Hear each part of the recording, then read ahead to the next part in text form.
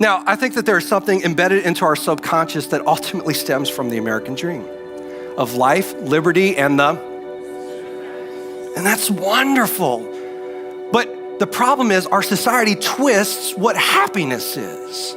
Our society tells us that happiness comes from gratification and pleasure. And so we spend our lives in the pursuit of happiness, but really we're spending our lives and our resources chasing after gratification and pleasure. And the real trouble is we never stop to be satisfied on the way. Paul says that the secret of life is not found in the constant need for gratification and pleasure.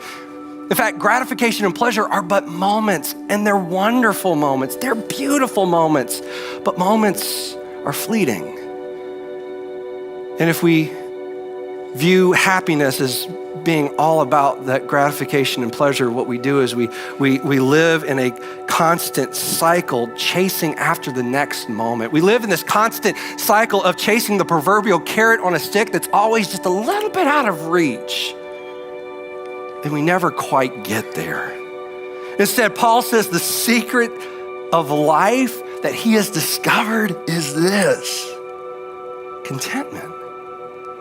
And that contentment comes from Jesus, who gives us the ability to truly be satisfied.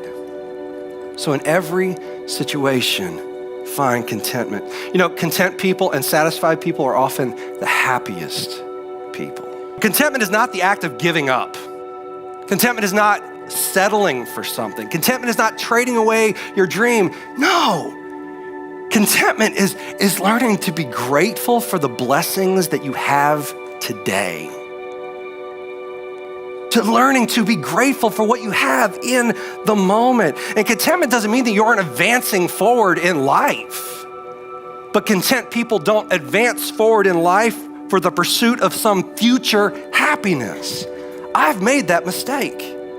There's been several times that I've looked at my wife and I've said, when we hit this goal, or we reach this stage of life, or we accomplish this thing, then I'll be happy. And I've had to catch myself in that, because that's a sin.